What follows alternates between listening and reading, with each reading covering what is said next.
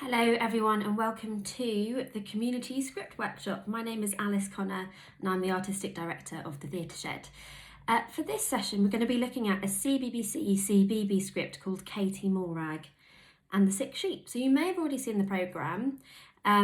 This particular episode was written by Sergio Saski or Kaski, or maybe even Kashi. I'm not 100% sure how to pronounce it. But we're going to have a little look at one of the scenes from this script. Now, if you don't know much about Katy Morag, don't worry. We're going to look at Katy's characteristics, and that's going to help you decide how you want to play this character. Now, it doesn't matter if you're not a girl, it doesn't matter if you're not a girl with red hair, it doesn't matter if you're not 8 years old. I want you to use these characteristics to create your own version of this character. Let's have a start. So, Katy Morag and the Sick Sheep. So, the synopsis.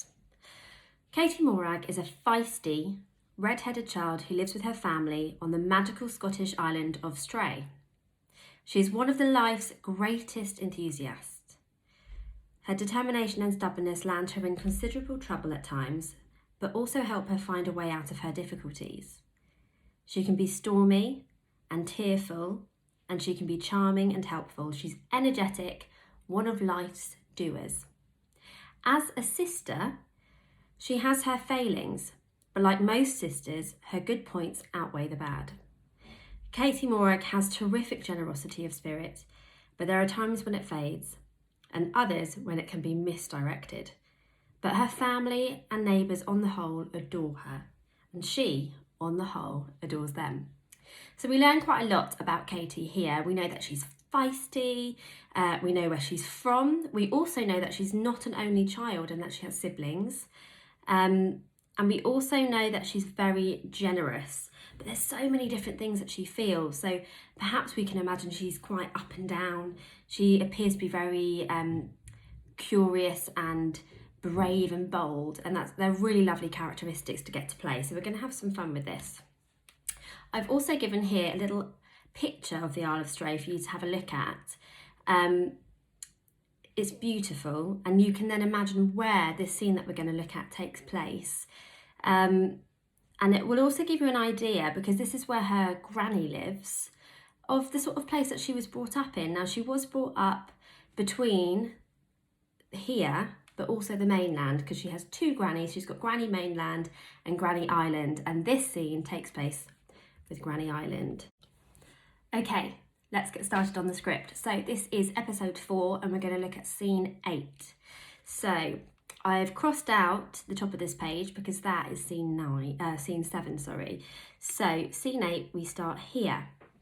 So these longer bits of text that you can see are our stage directions. This tells us what's going on in the scene, what's going on between the characters and what our surroundings look like. You can then see in bold and underlined, you get the character name. So we've got Katy Morag, and we've got Granny Island. So this is a dialogue, a conversation between these two characters. So for this, I'm going to read all the stage directions and Granny Island, but I'm going to leave a gap for you to read Katy Morag, okay? If this video goes too fast and you need more time to say the line, just hit pause. Granny Island is rinsing the lamb's bottles after steridenting them and is putting them by the sink to dry. Katy Morag is perched on the side of the sink, watching her.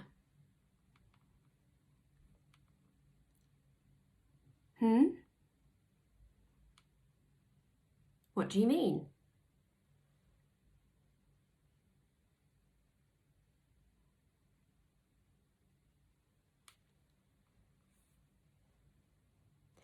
Well, it depends.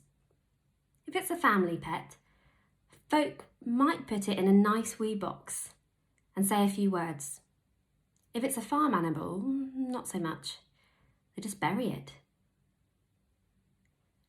Like I said, you shouldn't... Granny Island looks at her, thinks for a moment, and then sighs. Follow me. I want to show you something. Okay, so let's go back to the top of the scene. So there's lots happening here, and looking at the characteristics we were talking about earlier, we can see just how curious Katy Morag really is. So these are really important questions that she's asking. You know, what happens to our pets and our farm animals after they die? And she really cares, and so she wants to know the answers to these, and she often gets answers she doesn't quite expect, particularly from Granny Island. And this is a really lovely scene. It shows the dynamic of their relationship. By that I mean it shows how close they are. We have this bit here that says Katy Morag is perched on the side of the sink watching her. So she likes to watch her granny and learn from her and see what she does. Perhaps you have a grandparent or someone older than you that you have a similar relationship with. It would be really useful for you to think about those relationships and use that to understand Katy Morag's relationship with Granny, because the more truth we can bring to our character, the more truthful, believable and interesting this is for the audience to watch. So what I would like you to do before next week, because this is only part one, there's a second part coming, is create a mood board, which is basically some sort of poster or artwork where you can create all your different ideas. So Katy Morag in the middle, and you can do a bit about her relationships, a bit about where she lives, what you think her past might have been like, and what you think her interests and her hobbies are. But again, remember, it doesn't have to be a her.